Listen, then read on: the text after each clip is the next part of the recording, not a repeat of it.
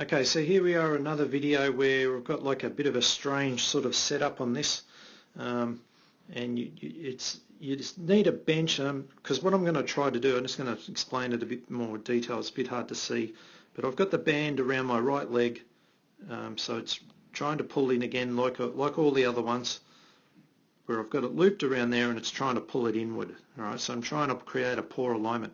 To create a bit of extra tension under the foot on the band, I've got to actually, so I'm actually standing on it on my left foot, if you can sort of see there, and then it's looped around my leg and I'm holding onto it with two hands, so I can actually pull it with my arms to create more tension that pulls the band inward more.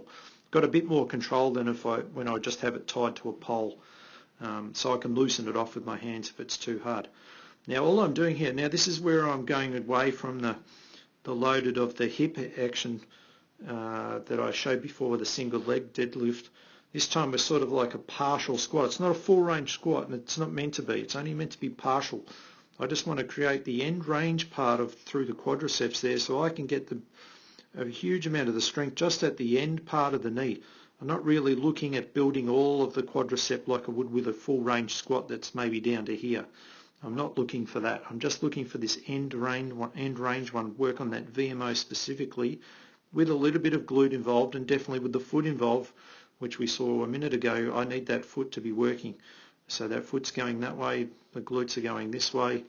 Now I'm really loading the quad up more so than the hip, as I was with the deadlift. So to do that, I have to try and stay quite straight. So I'd minimize any hip movement at all and just load the knee entirely. And you can see why I wouldn't do this in the very beginning with someone, because obviously there's probably a lot of inflammation and pain still. That would not be a wise move. So I would use all the other exercises before I get to this one. And you can see here from front on position how the band is helping me to maintain a good alignment there. And I'm really loading the knee quite heavily.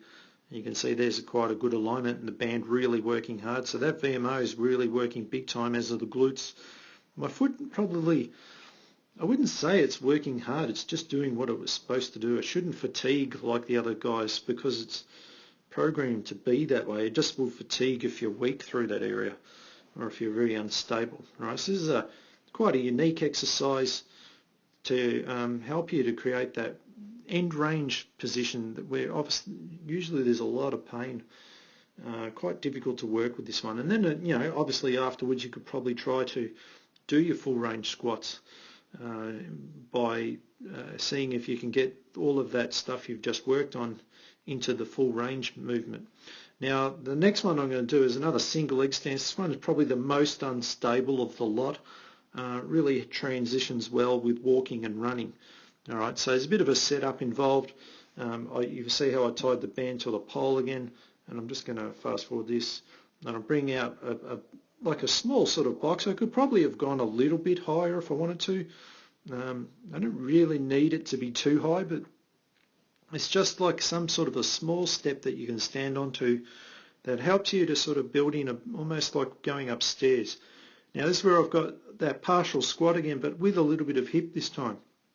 And this is a bit of a sling movement as well, because I've got the opposite arm and that working with hip flexion, just like I would when I run. All right, so you can sort of see how there's that real carryover to the real movement. Now, and I could have, if I wanted to, which is a bit of more mucking around again, but if I had another person with me, I could put a band around my left knee there, pulling inwards at the same time. But this version is really helping me to load that leg up, and hopefully I've done enough of the pulling inward stuff that now I can have a pretty good understanding of the alignment.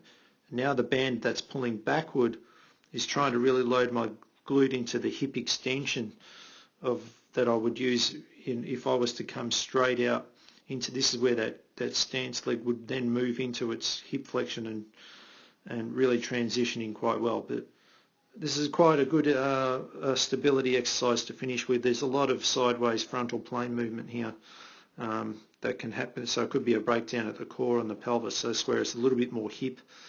And these exercises are quite handy to use. Again, you would use traditional deadlifts, traditional squats, maybe your clams or your hip mobility work, or ankle mobility work in particular.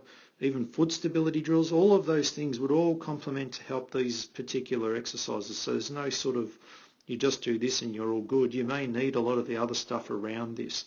But these are quite a clever way of using bands that are more or less trying to make you do it wrong, to force your brain to respond and react in a way that gets the movement aligned well so that you don't break through cartilage, tendons, ligaments, and start to create all sorts of problems for your knee, especially your knee. But these exercises are good for the hip and foot as well, but predominantly I use them for the knee.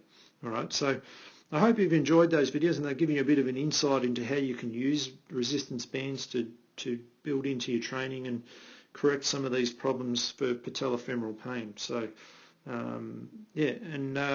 obviously there's a lot of more advanced cutting drills and that I could have included as well, but these are for probably the majority of the population, the main things that I would use. Just the added on ones are probably more for high level sports and stuff, but this gives you a great introduction into what to do. All right, so I hope you enjoy that, and we'll see you on our next one.